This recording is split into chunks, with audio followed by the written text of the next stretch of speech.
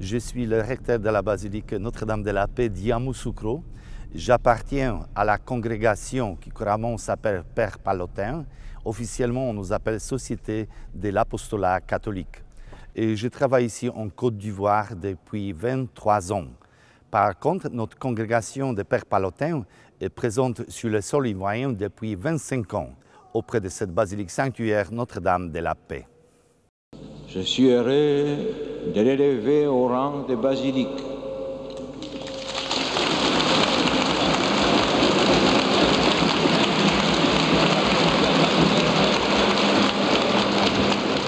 Le pape a consacré la basilique de Yamoussoukro. Yamoussoukro, c'est en Côte d'Ivoire. C'est une immense cathédrale, plus grande que Saint-Pierre de Rome. C'est un monceau de richesse au milieu de l'Afrique qui crève de faim. Le président ivoirien Félix Houphouët-Boigny a voulu ce geste vers Dieu. Le pape, longtemps réticent, s'est finalement rendu à Yamoussoukro.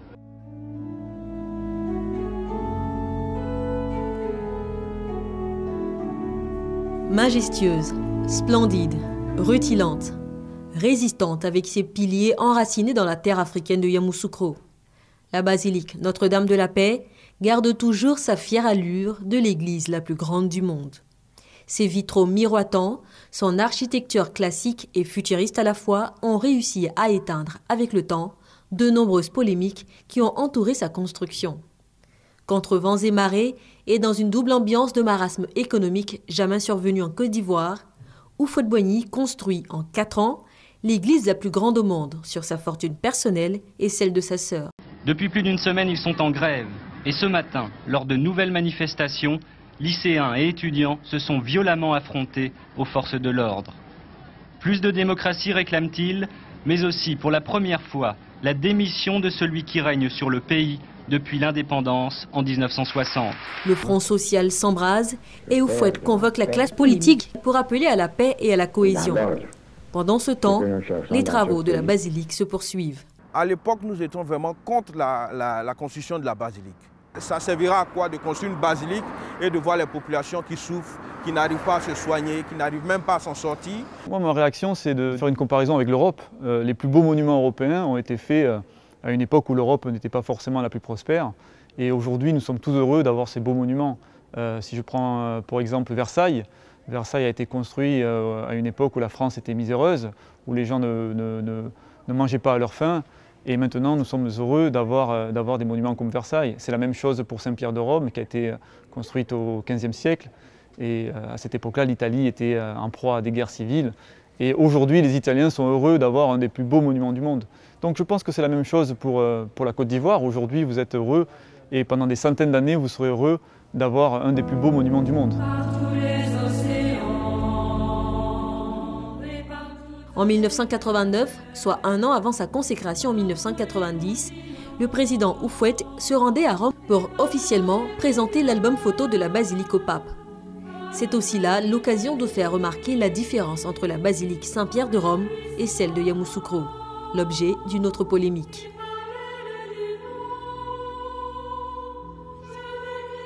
Si on s'arrête au gigantisme de cette basilique et au fait qu'elle peut sembler être une simple réplique de Saint-Pierre de Rome, on peut faire beaucoup d'erreurs d'interprétation. Il faut savoir aller au-delà des apparences et tenter d'en lire les symboles et d'en déchiffrer les messages. Il est indéniable que cette église constitue un défi technologique. Elle ancre l'Afrique dans le XXIe siècle et nous redonne à nous Ivoiriens, à nous Africains, espoir et fierté en nos capacités de création. C'est une dimension très importante, alors que l'Occident ne parle de nous qu'en termes de faillite.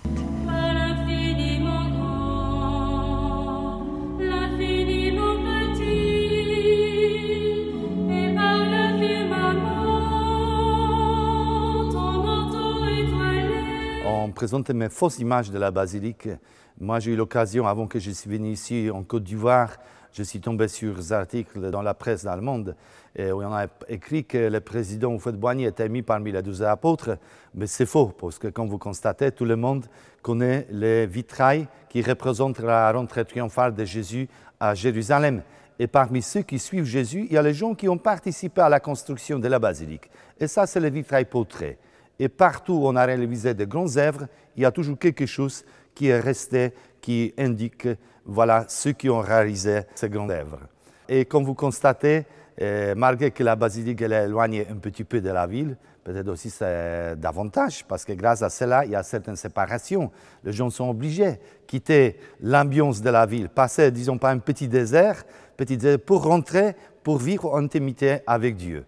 Et malgré cela, comme vous constatez, tout le temps, il y a des cars, des voitures qui sont garées autour de la basilique. Et la basilique, tout le temps, accueille des touristes, des visiteurs, des pèlerins.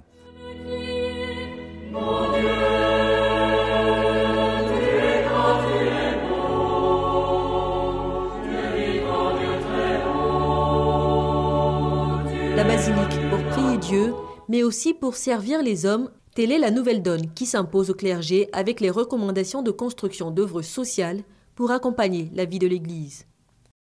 Le président Houphouët-Boigny, il a construit cette basilique.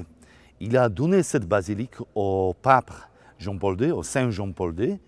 Et voilà, le pape, il a exprimé, il a pris comme don cette basilique, mais il a exprimé le souhait qu'on fasse des œuvres sociales autour de la basilique. Et première réalisation que nous avons mis en place, c'est l'hôpital catholique Saint-Joseph Moscati, qui fonctionne depuis un moment. Tous les Ivoiriens savent qu'on a prévu faire l'université catholique auprès de la basilique sanctuaire Notre-Dame de la Paix. Les touristes, nous en avons tout le temps. Ils viennent de différents endroits du monde. L'année passée, nous avons enregistré beaucoup de touristes qui sont venus de la France, un peu de la Pologne, de Chine, d'Asie. Les plus nombreux, ceux qui viennent de l'Afrique et bien sûr de la Côte d'Ivoire. Je crois que pour le Seigneur que nous servons, il n'y a pas assez de luxe. Pour celui que nous servons, qui nous a tout donné, on ne fait jamais assez. Donc moi, je crois que ceux qui ont pensé à cette œuvre ont fait quelque chose pour honorer le Seigneur, pour honorer la Côte d'Ivoire aussi, et pour honorer l'Afrique. On peut confirmer que quand on rentre à l'intérieur de la basilique, on est impressionné. Et même si on vient d'un continent où on a beaucoup de trésors architecturaux, quand on vient à Yamoussoukro, on est vraiment heureux et fiers pour les Ivoiriens de ce magnifique monument. Avec l'évolution, on a compris que la construction de la basilique était en avance en fait, sur le temps. Nous regrettons même nos protestations dans le passé parce qu'on n'avait pas la vision des choses. Que les dirigeants d'aujourd'hui puissent avoir cette vision. Et puis, le plus que j'aimerais aussi qu'ils aient, c'est la communication avec les populations parce que maintenant, il y a tous les moyens pour communiquer afin d'informer au mieux les populations. Plus d'un quart de siècle après sa consécration, la basilique rassemble tous les suffrages dans une Côte d'Ivoire post-crise et en pleine reconstruction. C'est un patrimoine national entretenu et défendu par tous les régimes, depuis le décès d'Houphouët, y compris les critiques d'alors. C'est une destination culturelle et touristique de premier choix. C'est une merveille religieuse mondiale.